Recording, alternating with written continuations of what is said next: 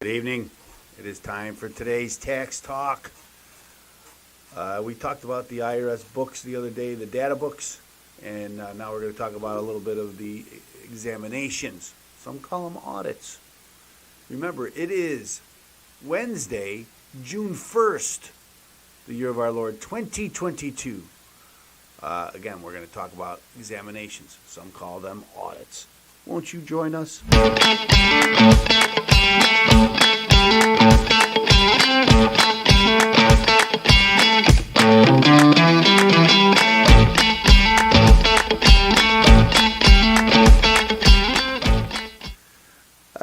It is today's tax talk. We help people with audits here at the office, and very difficult time. And for taxpayers, it's a difficult choice, whether to get somebody to help you or to do it yourself. Most people believe they haven't done anything wrong, and when you don't do anything wrong, you kind of feel, well, you know, I could have to do this myself. Also, audits kind of can be very costly if you hire someone to help you because the time involved, just to look over your tax return and all of the documents that support the tax return, and to get them all in order, it takes time. And then to have a face-to-face with the auditor, examiner, as they like to call them. Okay, I would tell you that never just talk to the IRS by yourself. Even in an audit, I have clients who have written things, some explanations that turn out to be false. Not a good thing. I have a good story here about kind of like this, and I have to be honest with you. I don't know who the Chrisleys are. I've never heard of that. I've never heard of their show, but apparently they had a television reality show, and they found themselves into tax trouble. We'll talk a little bit about that now. Okay. So here's the story. IRS tips from Chrisley Knows Best. I guess that was their show. I don't know. Again, Tax Evasion Trial. Robert Wood is a very good tax publisher, author. He authors many really good articles for Forbes. Many of them we cover right here on today's Tax Talk. Unlike the live stream Johnny Depp and Amber Heard trial, you can't watch the federal criminal trial of TV's Todd and Julie Chrisley. But there is still plenty of drama and even bigger stakes. I read this and I just thought it was interesting that viewers can take something away from this. But there is still, the Chrisleys were indicted on 11 counts of tax evasion and bank fraud in 2019. And a superseding indictment came in 2022. In all, they could face decades in prison if convicted on all the charges. Their accountant was also indicted. The couple entered not guilty pleas, and the trial is underway.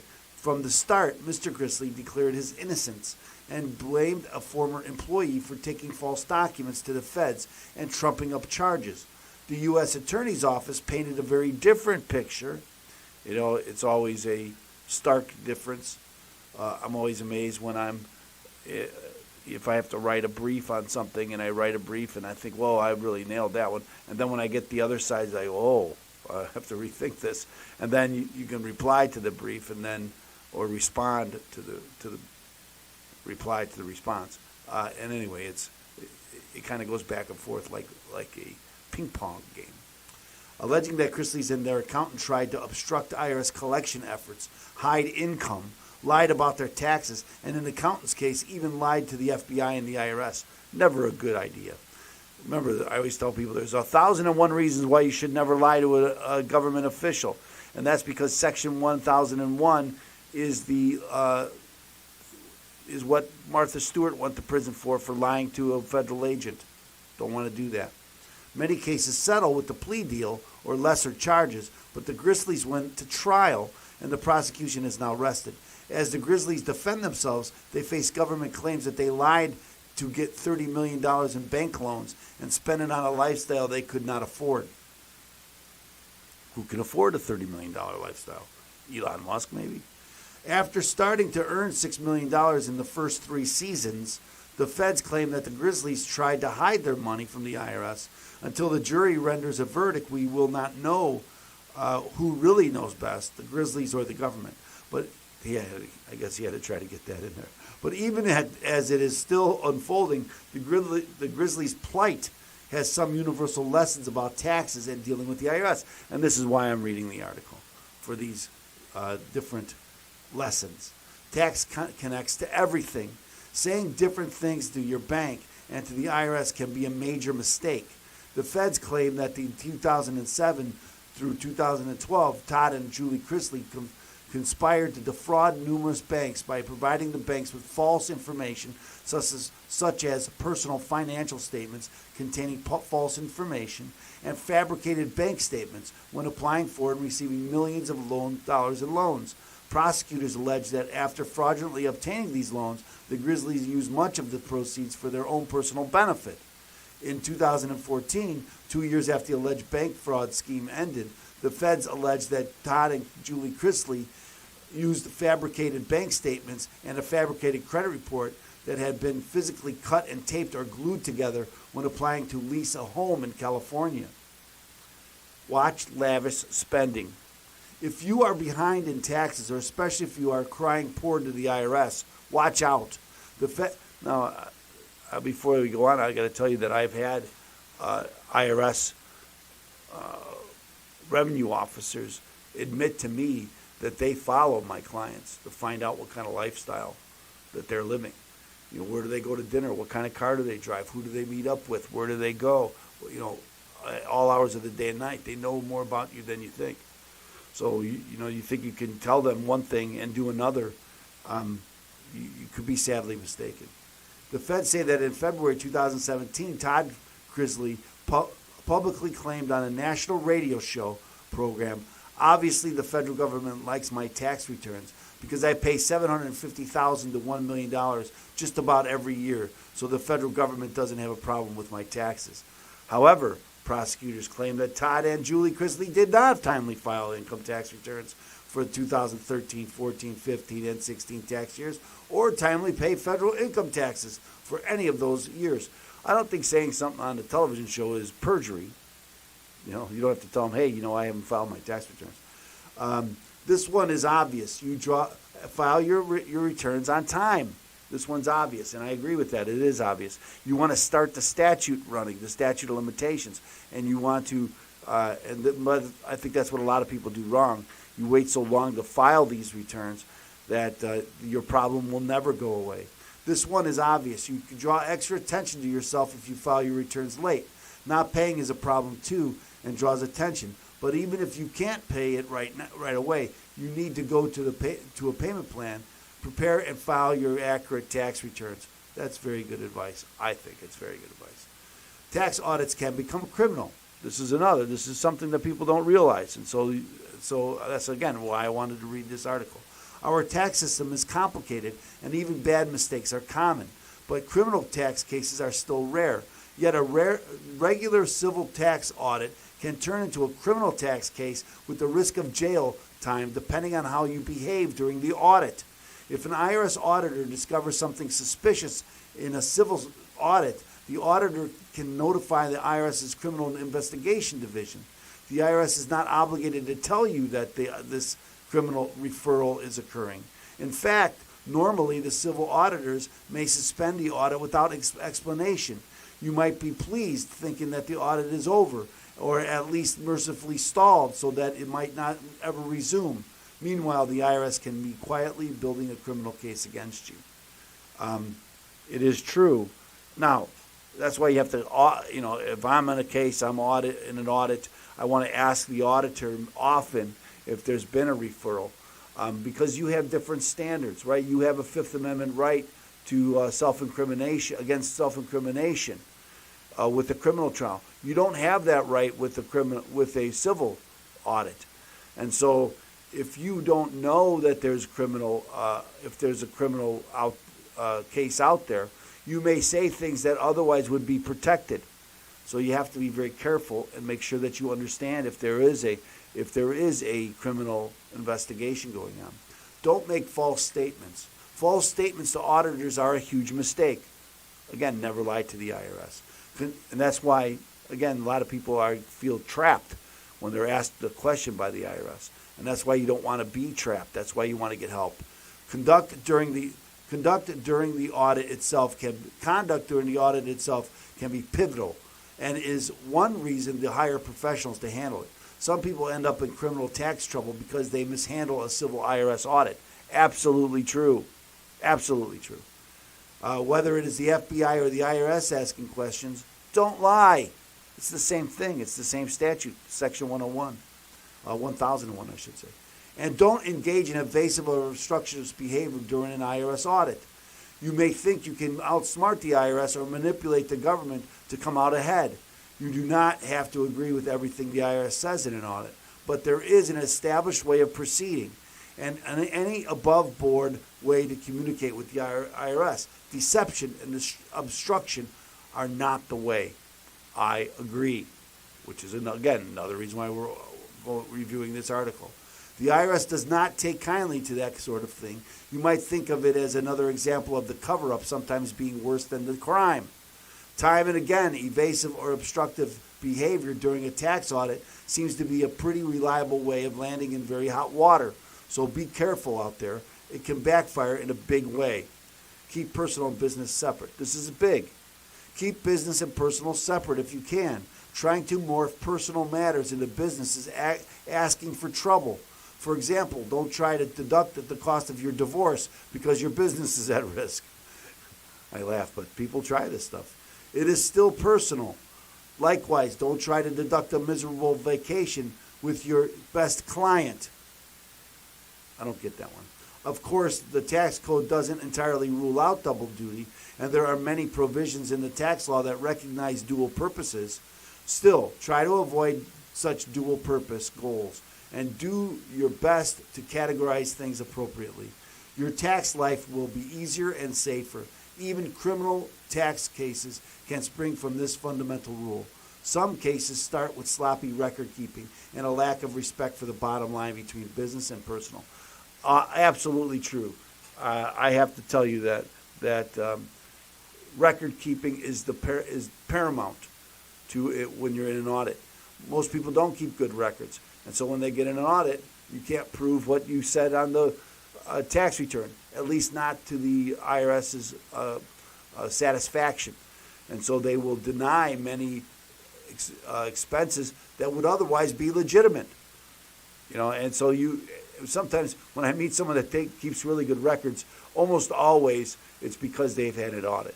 Okay, so we want to keep good records. I want to do, I have some, we talked about the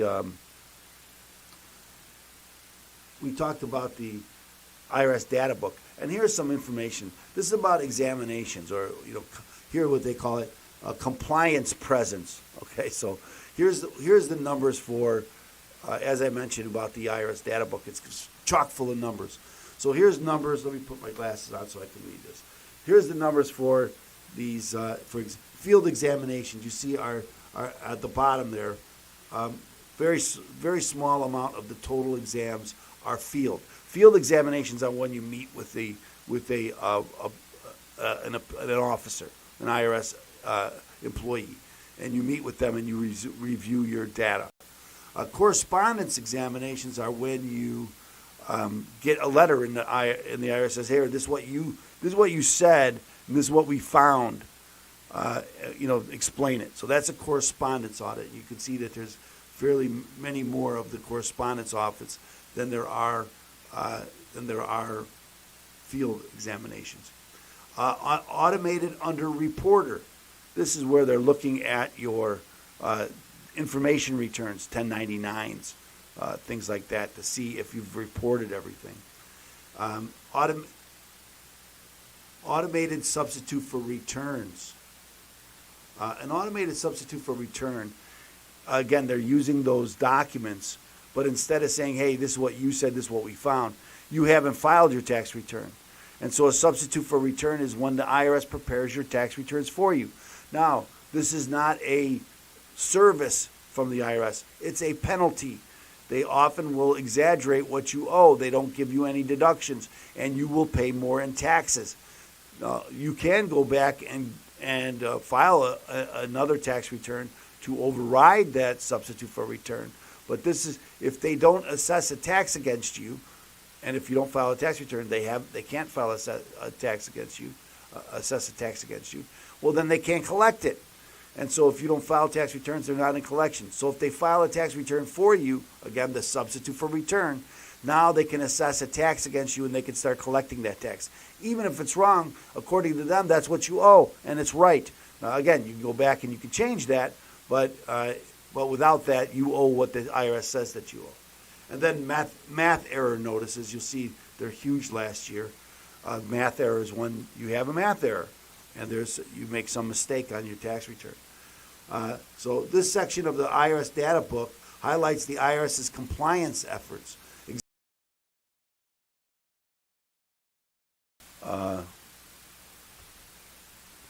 This section of the IRS data book highlights the IRS's compliance efforts, examinations, audits of most types of tax returns, information reporting, 1099s, things like that, and verification, math error notices, and criminal investigations are critical tools to determine if income, expenses, and credits are being accurately reported and to identify and resolve taxpayer errors and identity fraud. These tools ensure that the IRS has presence across taxpayers in all income and asset levels. You'll see the numbers there. Much more, the more money you make, the more money you make, the more likely it is you are to get. Now, we talked about this the other day. It's still, the numbers are down, but they're still more likely the more money you make. For the past decade, the IRS has seen an increase in the number of returns filed paired with a decrease in the resources available for examinations. I'm skeptical of that. They always cry that they don't have enough money. Again, IRS budget this year, $14 billion. $14 billion. For the service is constantly adapting and improving its processes to identify errors, detect fraudulent activity, and ensure resources are allocated as efficiently and effectively as possible. Really? While the IRS accepts most returns as filed, some are selected for examination using various methods, including random sampling and computerized screening. Most IRS examinations are conducted through the mail, the correspondence that I mentioned earlier, or face-to-face, the field audits. The IRS gathers independent information about income received and taxes withheld from information returns, such as W-2s and 1099 filed by employers and other third parties. The IRS uses this information to verify self-reported income and tax on returns filed by taxpayers. With its automated under-reporter program, the IRS matches these information returns to tax returns and contacts taxpayers to resolve discrepancies. In the automated substitute for return program, the IRS uses information returns from third parties to identify non-filers, construct tax returns for certain non-filers based on the third-party information, and assess tax, interest, and penalties based on the substitute returns. To further verify the accuracy of the reported information, the IRS also checks for mathematical and clerical errors, but before refunds are paid. IRS Criminal Investigation Function conducts investigations of alleged criminal violations of the tax code and related financial statutes, which may in turn lead to prosecution, fines, and imprisonment. Absolutely true. For all returns filed in tax year 2011 through 2019, the IRS has examined 0.55% of individual returns filed and 0.92% of corporate returns filed as of the end of fiscal 2021. So about half of 1% of people get audited. How many returns were there? 200 million. The IRS has examined the returns of 8.9% of taxpayers filing individual returns reporting total positive income greater than $10 million. Okay, so if you're making a lot of income, you're more likely to be from 0.5% to 8.9%. Through 2000, as of the exam coverage rate for tax year 2019, The most recent year outside the statute of limitations, the IRS can go back 3 years, and so those are still covered. 19 is still covered, 20 is still covered. Of individual taxpayers reporting total positive income of $10 million or more was $5.8 million, 5.8%.